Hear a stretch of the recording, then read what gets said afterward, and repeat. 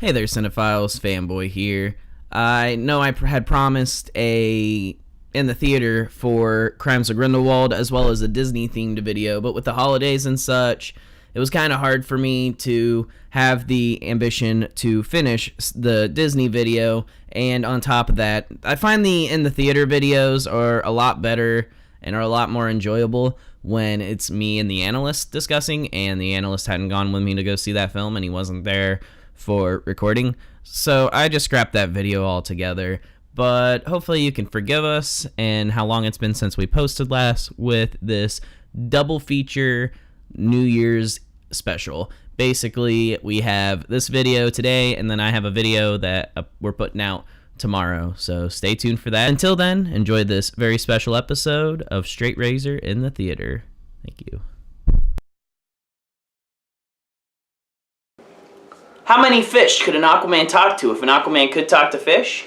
Well, in this episode of Straight Razor in the theater, we're gonna talk fishy shit. Spoiler alert, it's all of them. We just had to reel you in.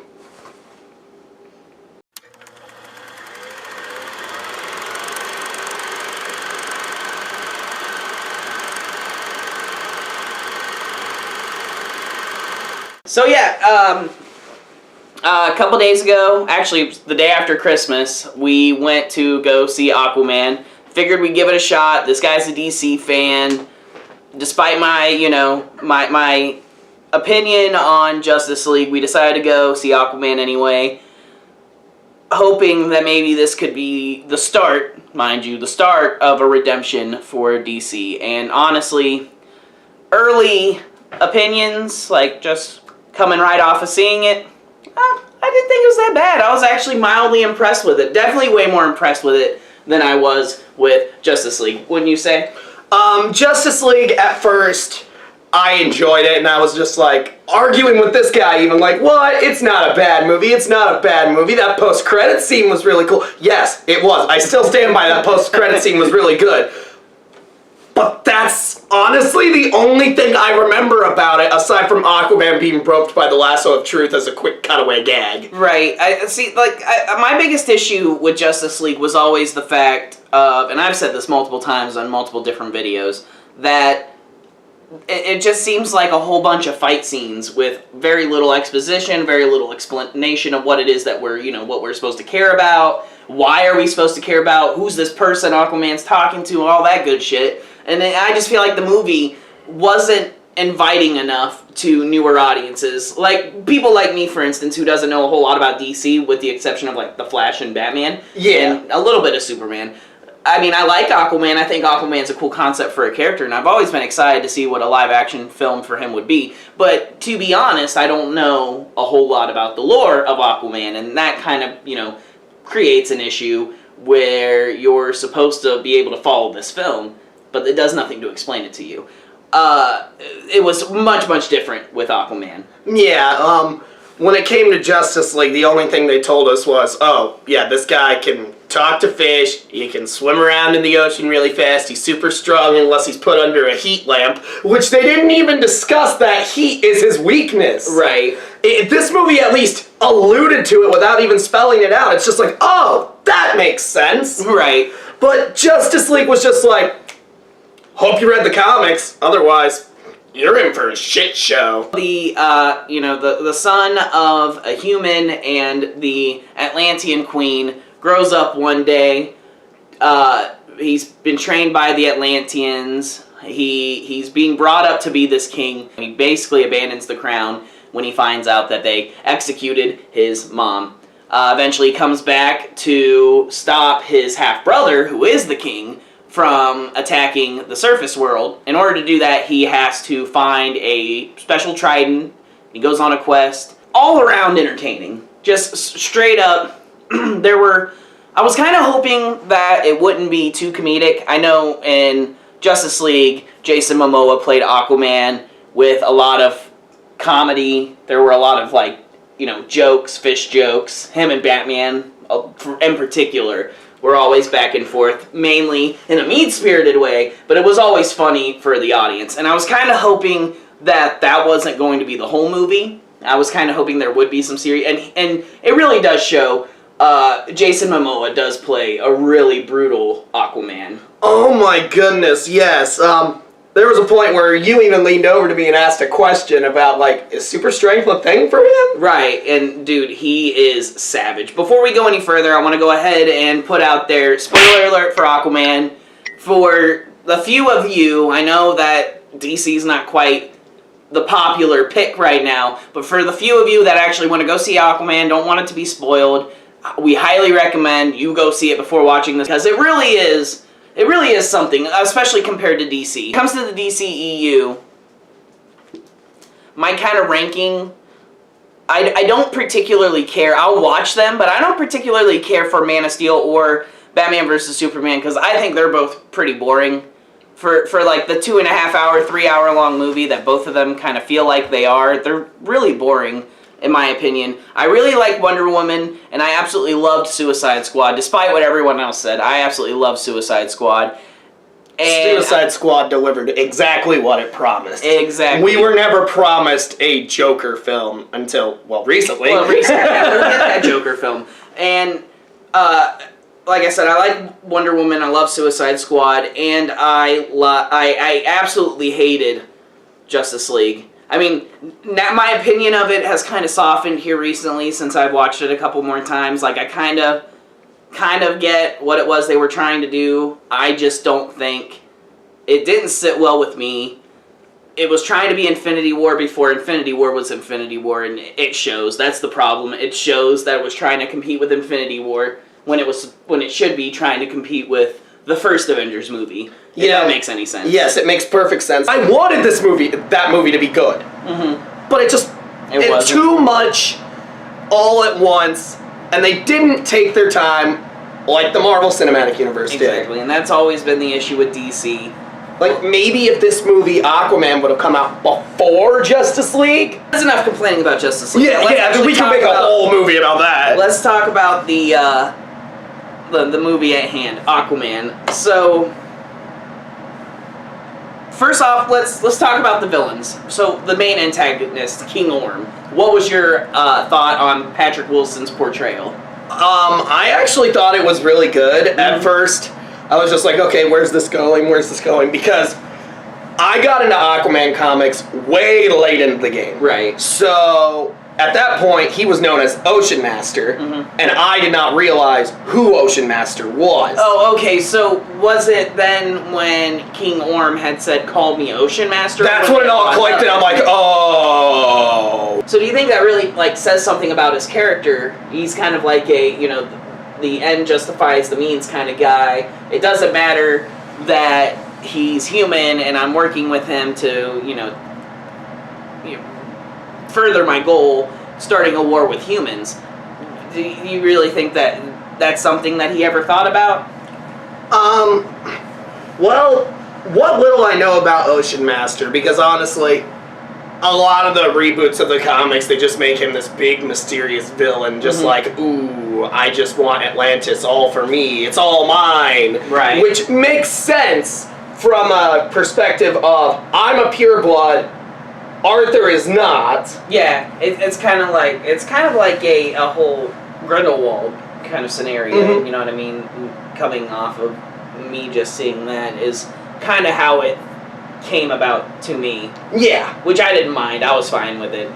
He despises anyone who is not a pure Atlantean because he sees them as two different worlds. Right. So he is willing to do whatever it takes to secure what he deems his rightful thing. Right. He will do whatever it takes, whether it be hiring a mercenary that's a surface dweller, going around and threatening and strong-arming the other thrones, mm-hmm. or, in the comic books, even hiring a Hawaiian serial killer to go after Aquaman. Right. And almost all of those, with the exception of the Hawaiian serial killer, all those other things he actually does in the film, so you actually get to see him. Yeah, exactly. Do things such as that, which I thought was really cool. Overall, as a main villain, I thought he was really intense. I really liked him. I already liked the actor that plays him to begin with, Patrick Wilson.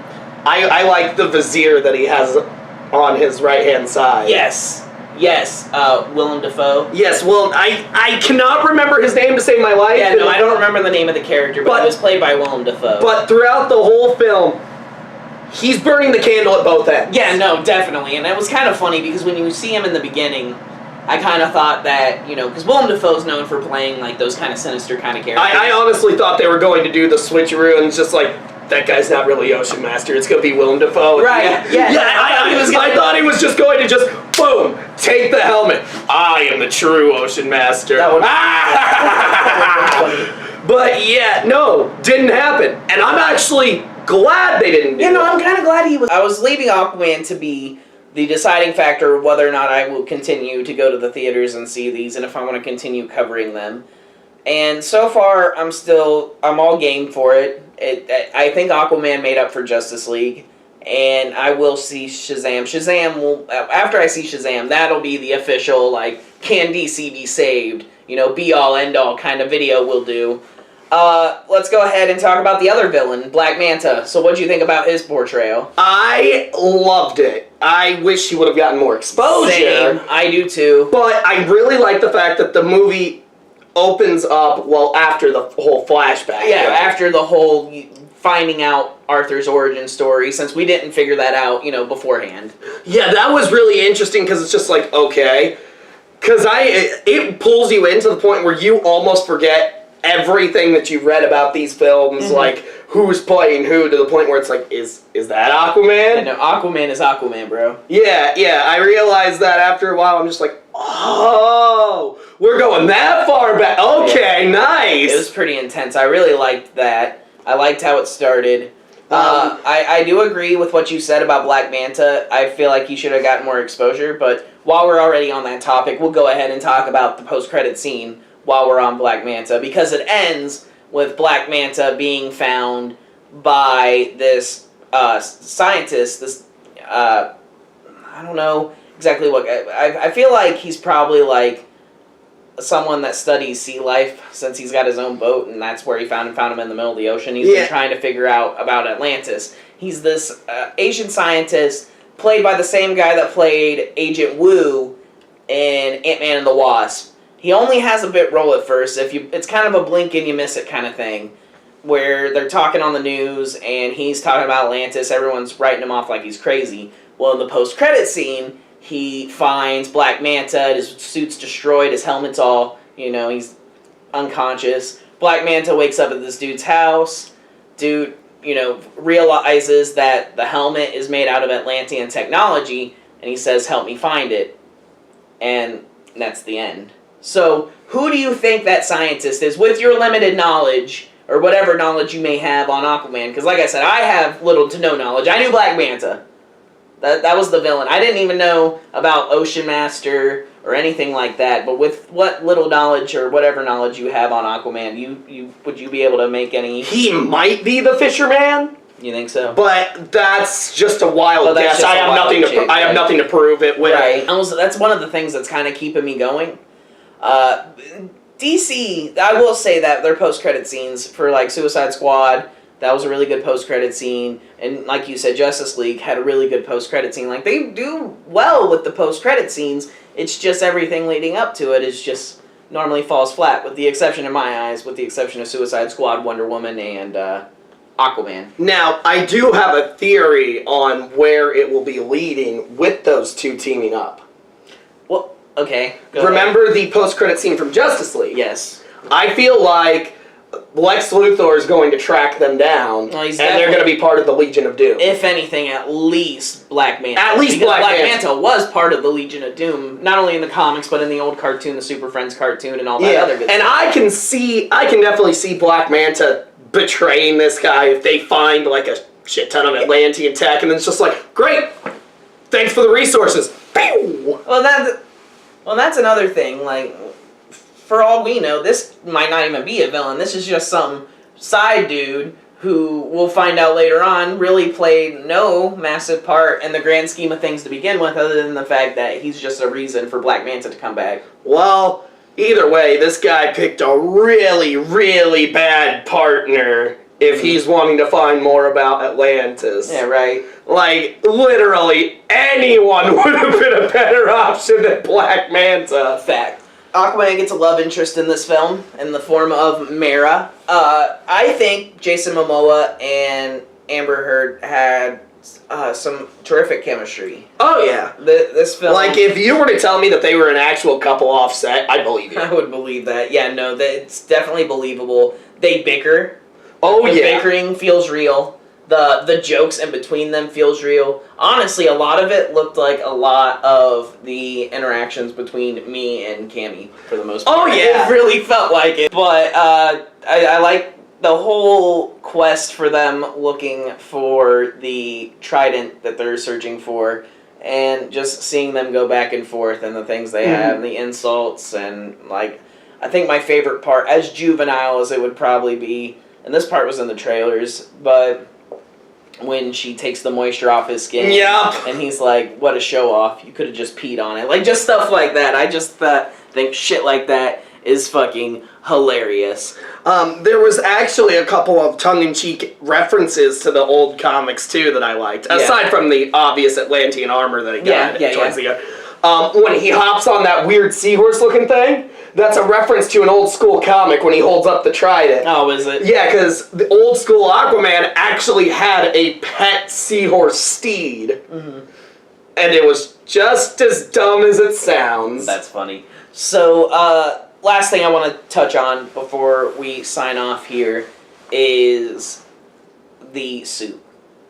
The final suit when he finally gets the trident, because you didn't know about it. You hadn't seen the trailer that they... The fact that they used it surprised me, but I'm gonna be honest here.